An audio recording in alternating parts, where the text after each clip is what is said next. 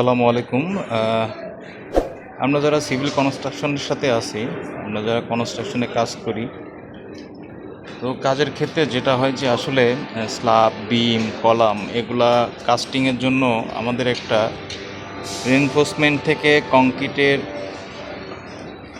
Outer side পর্যন্ত একটা নির্দিষ্ট ক্লিয়ার কভার মেনটেন করা লাগে।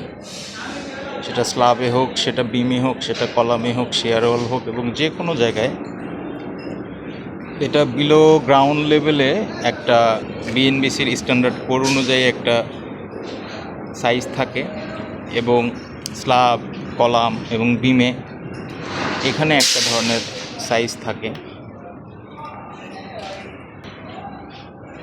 এখানে যে সিলিন্ডার টাইপের যেটা বানানো হয়েছে এটা হচ্ছে আসলে স্ল্যাব ইউজ করা হয়। ডাবল লেয়ার মেশ থাকলে বা সিঙ্গেল লেয়ার ক্র্যাঙ্ক টাইপের যে মেশ দিয়ে আসলে স্ল্যাবগুলো করা হয়, এইখানে আসলে এই সিলিন্ডার টাইপের হয়। এখানে যেমন একটা 3 ইঞ্চি মিনিমাম পাইপ ইউজ করতে হবে, তাহলে এই স্ট্যাবিলিটিটা ভালো হবে, ব্লকটা ভালোভাবে স্ল্যাবের উপর বসে থাকবে। কারণ যখন এর উপর দিয়ে একটা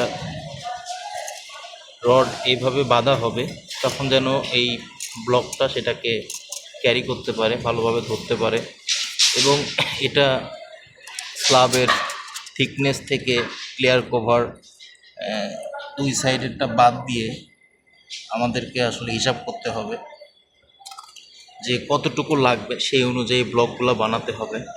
এবং একটার সাথে বিভিন্ন ধরনের বিভিন্ন থিকনেসের স্প্যান হইতে পারে।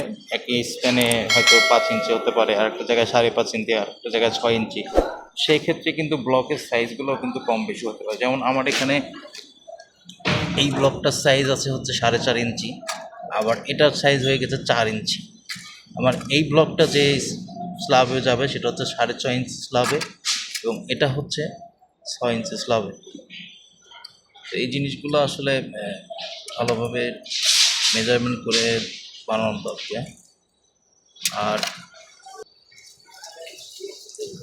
স্ল্যাবে যে থিকনেসগুলো সেটা হচ্ছে বটম বারের নিচে যে ব্লকগুলো দেওয়া হয় সেটা 2 ইঞ্চি সাইজ করে, 2 ইঞ্চি বাই 2 ইঞ্চি কিউব, এবং থিকনেস যেটা হয় মেজারমেন্ট করে যেমন 1 ইঞ্চি, সেটা 1 ইঞ্চি থিকনেস করে বানাতে হবে।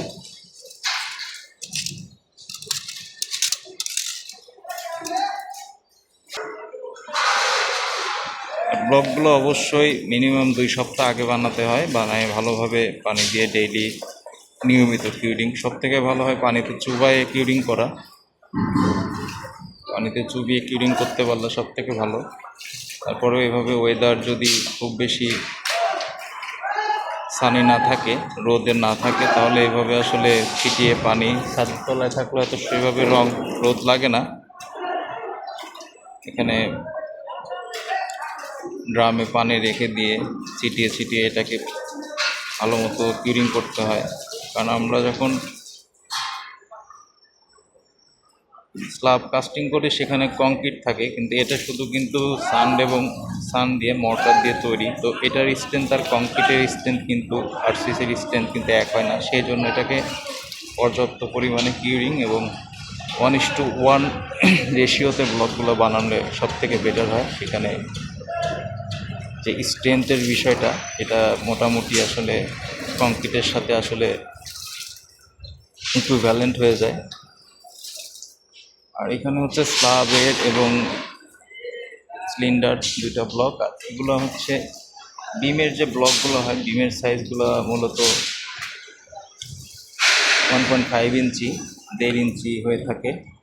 এগুলো মিনিমাম 2 ইঞ্চি বাই 2 ইঞ্চি সাইজের স্কোয়ার শেপে কেটে, এরপরে থিকনেসের বিষয়টা আসলে যেটা হয় যে এখানে 1.5 ইঞ্চি করে নিতে হবে।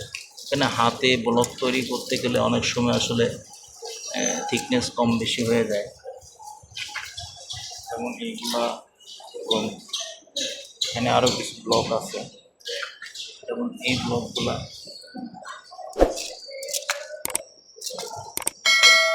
এখন বাজারে অনেক রকমের ব্লক কিনতেও পাওয়া যায় সাইজ মতো আকারে।